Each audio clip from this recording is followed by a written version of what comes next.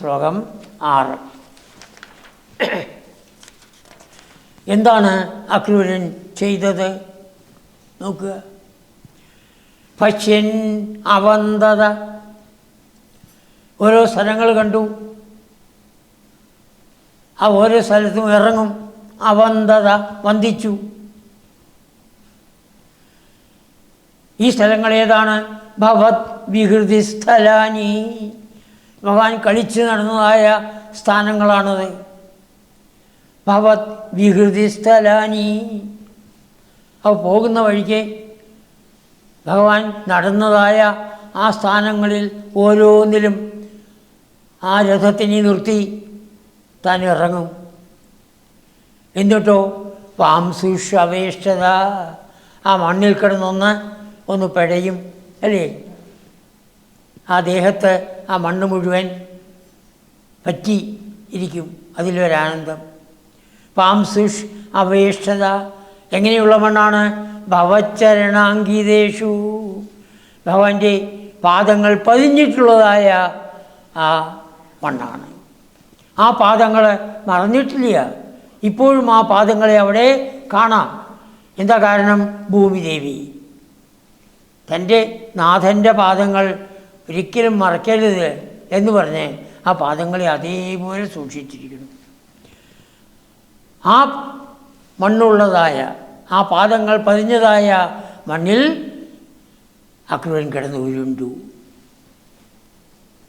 പാംസുഷു അവേഷ്ടത ഭവച്ചരണാങ്കിതേഷു, ഭവച്ചരണാങ്കിതേഷു പാംസുഷു, ഭഗവാന്റെ പാദങ്ങൾ അടയാളപ്പെട്ടിട്ടുള്ളതായ ആ മണ്ണിൽ അവേഷ്ടത, അത് തൻ്റെ ദേഹത്തിലേക്ക് വാരി എറിഞ്ഞു.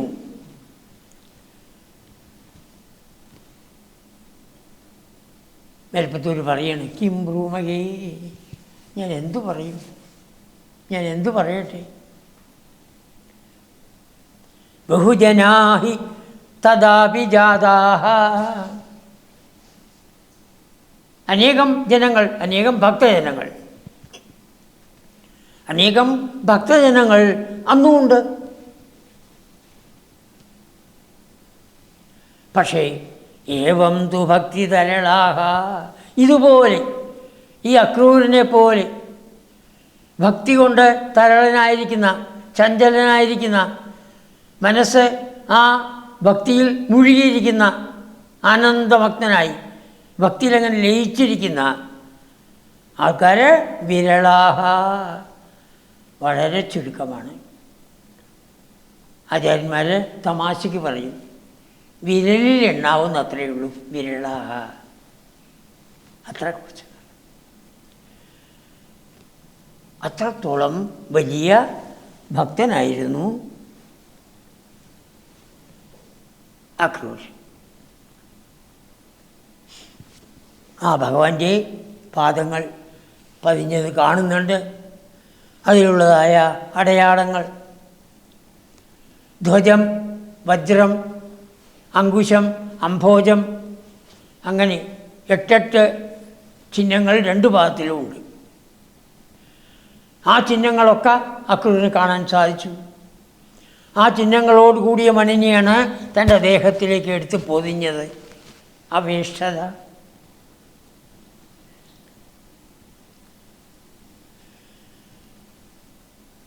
അപ്പോൾ ഈ ഭക്തി ഒരു പ്രത്യേക ഭക്തിയാണെന്നർത്ഥം.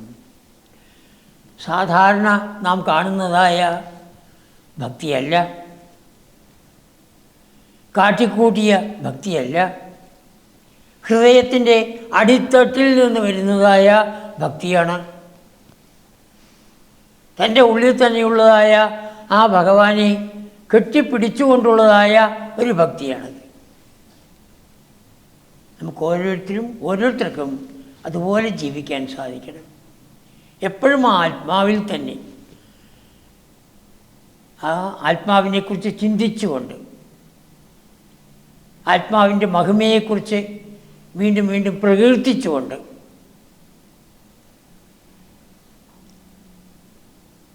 ആ ഭഗവാൻ ഏത് വിധത്തിൽ ജീവിച്ചുവോ, ധർമ്മം ആചരിച്ചുവോ, അതുപോലെ ആചരിച്ചുകൊണ്ട് ജീവിക്കാൻ നമുക്ക് ഓരോരുത്തർക്കും സാധിക്കണം. അങ്ങനെയുള്ള ഭക്തന്മാർ വളരെ കുറവാണ്. അതാണ് ബഹുജനാഹിതദാവിജാതാഹ. അനേകം ജനങ്ങൾ, അനേകം ഭക്തജനങ്ങൾ അന്നുമുണ്ടെങ്കിലും ഏവം ദുഭക്തി തരളാഹ, ഇതുപോലെ ഭക്തി കൊണ്ട് ആ മനസ്സങ്ങനെ ലോലമായിരിക്കണം, ചഞ്ചലമായിരിക്കണം, തരളമായിരിക്കണം. വിരളാഹ, വളരെ ചുരുക്കമേ ഉള്ളൂ.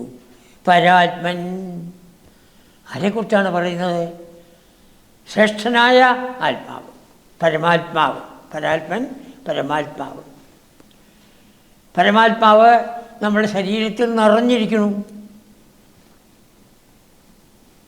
ഈ ചട്ടക്കൂടിൻ്റെ ഉള്ളിൽ, എല്ലാവരുടെയും ചട്ടക്കൂടിൻ്റെ ഉള്ളിൽ പരമാത്മാവ് നിറഞ്ഞിരിക്കുന്നു.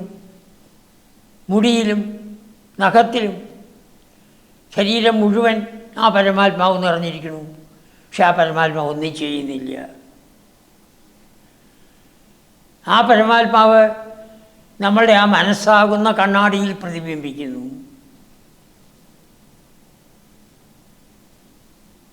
അപ്പോഴാണ് ഈ ജീവാത്മാവെന്ന് നമ്മൾ ഓരോരുത്തരും ഉണ്ടാവുന്നത്.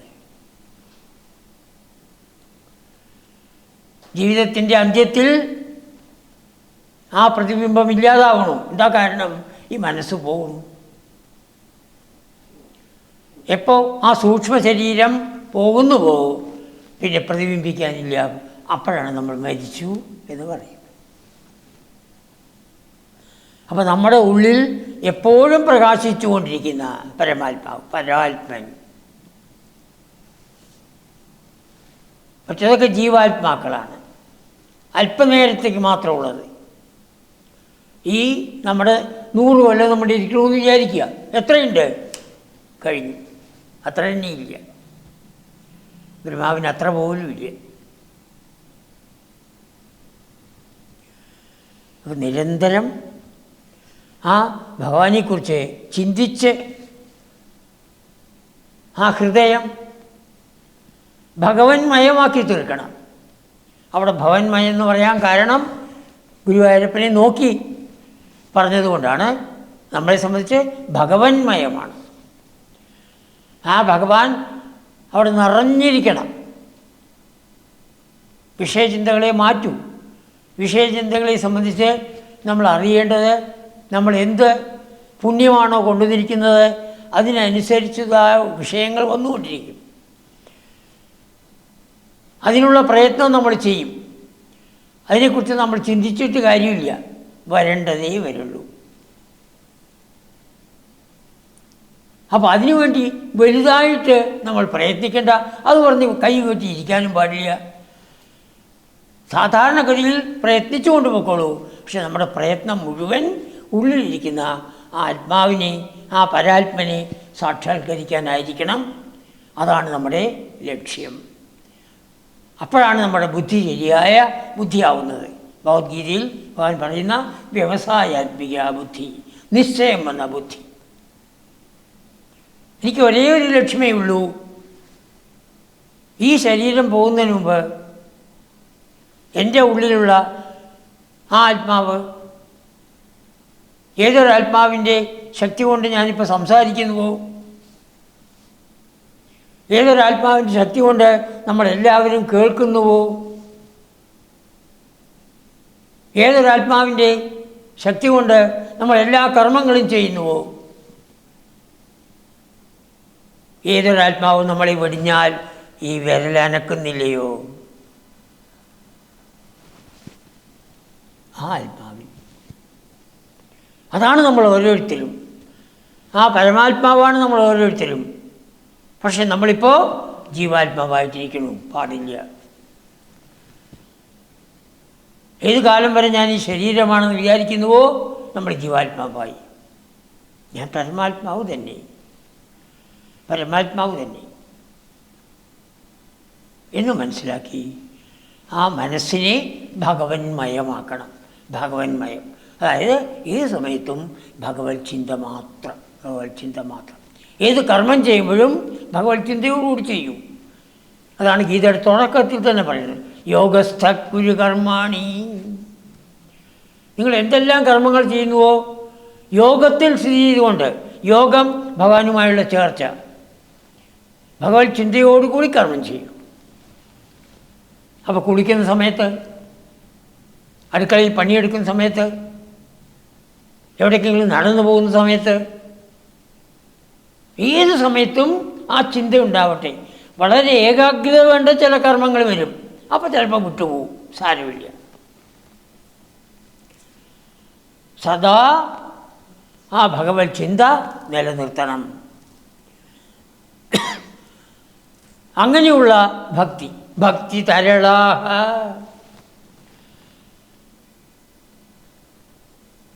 അങ്ങനെയുള്ള ആൾക്കാർ വിരളാഹ, വളരെ കുറവാണ്.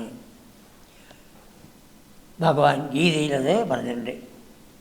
മനുഷ്യാണാം സഹസ്രേഷു കശ്ചിത് യതത് സിദ്ധയേ യതതാമപി സിദ്ധാനാം കശ്ചിൻ മാം വേത്തി തത്വതഃ. 10,000-കണക്കിനുള്ള ആൾക്കാരിൽ ഏതോ ഒരുവൻ കശ്ചിത് യതത് സിദ്ധയേ, സിദ്ധി മോക്ഷം. എന്താ മോക്ഷം? ഞാൻ ഈ പരമാത്മാവാണെന്ന് അറിയുന്നതാണ് മോക്ഷം. അപ്പോഴാണ് ഈ സംസാര ദുഃഖത്തിൽ നമുക്ക് മോചനം. മോചനം എന്ന് പറഞ്ഞാൽ മോക്ഷമാണ്. സംസാര ദുഃഖത്തിലുള്ള മോചനം വരുന്നത് ഞാൻ പരമാത്മാവാണെന്ന് അറിഞ്ഞ് അനുഭവിക്കണം. ഇപ്പം നമുക്കൊക്കെ അറിയാതെ പോരാ, അനുഭവിക്കണം. ആ അനുഭവത്തിന് ഈ മനസ്സിലെ വിഷയങ്ങളൊക്കെ മാറ്റണം. മനസ്സ് ഭഗവാനെ കൊണ്ട് നിറയ്ക്കണം, ഭഗവന്മയം, ഭഗവത് സ്വരൂപികൾ ആയിത്തീരണം. എന്തെന്നില്ലാത്ത ആനന്ദത്തോടുകൂടി, ഭക്തിയോടുകൂടി ആ ക്രൂരൻ ആ ഭഗവാൻ കളിച്ചു നടന്നായ സ്ഥലങ്ങളിൽ കിടന്ന് ഉരുണ്ടു.